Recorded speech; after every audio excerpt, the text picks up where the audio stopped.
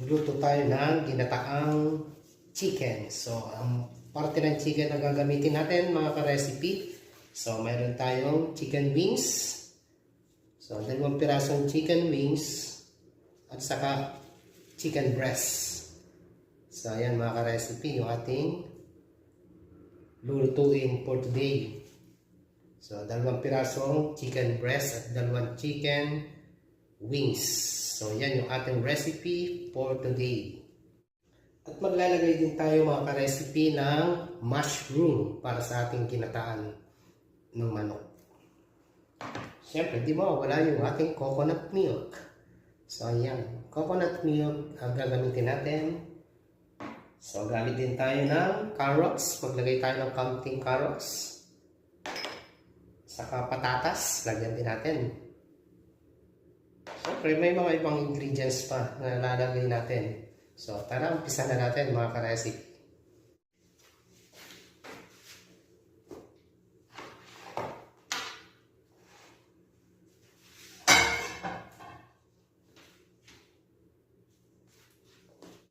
So, yun mga ka-recipe. Nagpainit tayo ng kawali. Lagyan natin ng mantika. So, ilagay tayo ng ating mantika.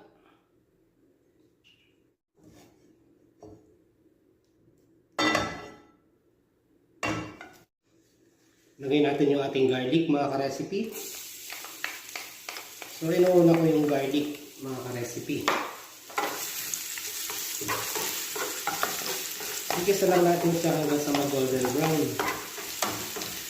para mas mabango yung ating ginataang manok.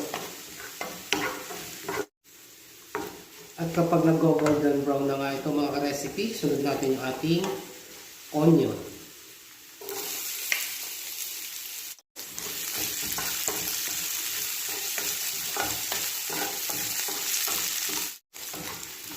Pagkatapos nga natin malagay mga ka-recipe yung ating onion, lagay natin yung ating carrots,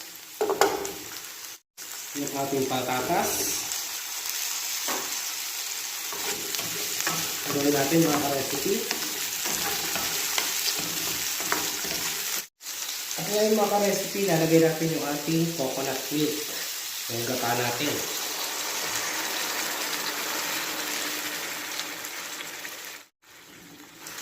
Haluin natin hanggang sa magsama-sama yung gata. Pagkatapos may ilagay yung ating gata mga ka-recipe, lagyan natin ng paminta. Pamintang durog. And then yung ating pampalasang patis. At pagkatapos lagay natin ang mas pampalasang Knorr chicken cubes.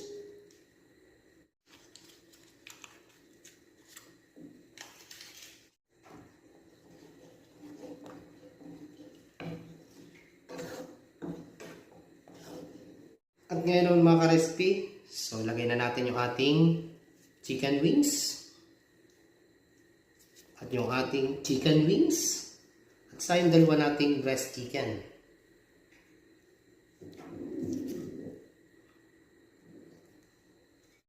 Ngayon mga ka-recipe, tutubog lang natin yan hanggang sa lumubog yung ating chicken sa ating gata. Para maluto.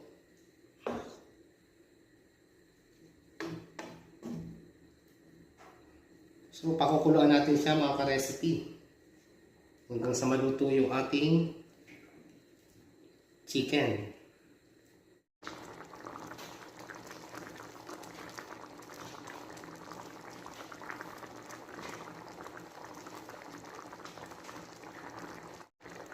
At syempre, kailangan balik-balik ta rin din natin yung ating chicken para yung ibabaw ay nakakapitan ng lasa at ng kumapit din yung gata mga ka-recipe.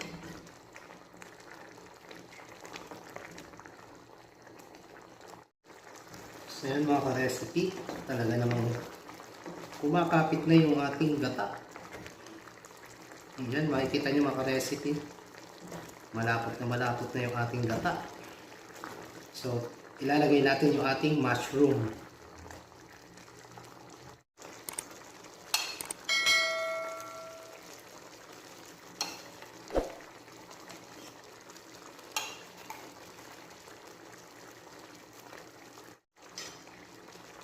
So, lagay na rin natin mga ka-recipe yung ating green bell pepper.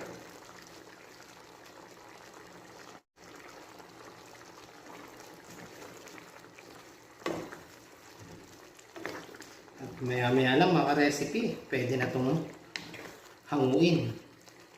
Pwede na natin alisin sa ating kawalit, pwede na natin i-serve.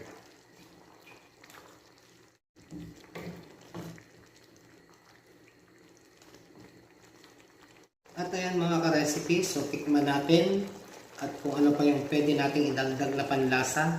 So tara, tikman natin.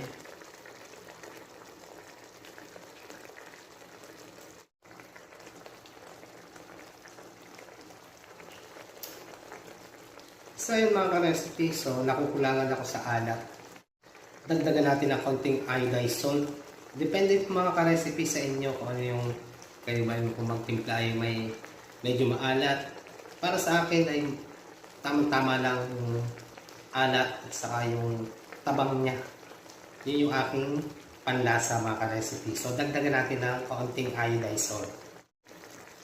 So yun mga ka-recipe, dagdagan natin ng iodized salt. So, para sa akin, okay na yan mga ka-recipe. So, haluin natin.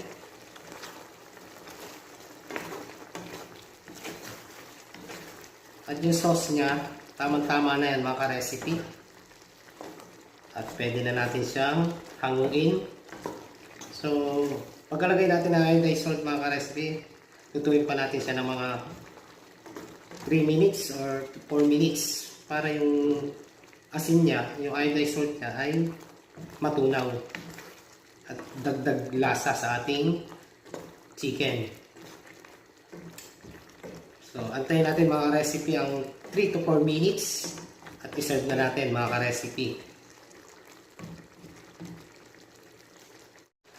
So, yun mga ka-recipe at ready na yung ating ginataang manok. So, after nga ng 3 to 4 minutes, pwede na natin siyang iserve. So tara, serve na natin mga ka-recipe.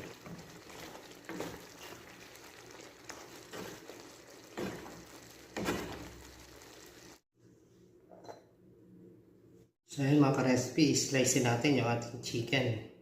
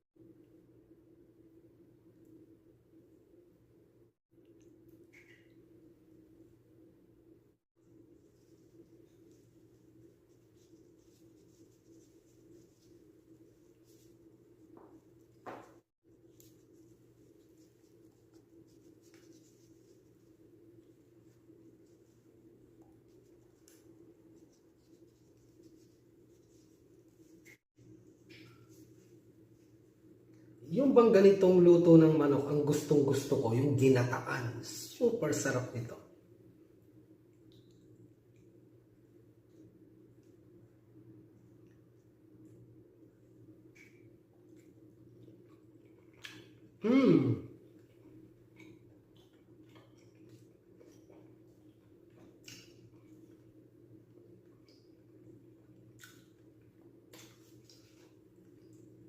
The best yung ating timplada sa ating manok na ginataan. Super sarap mga ka-recipe.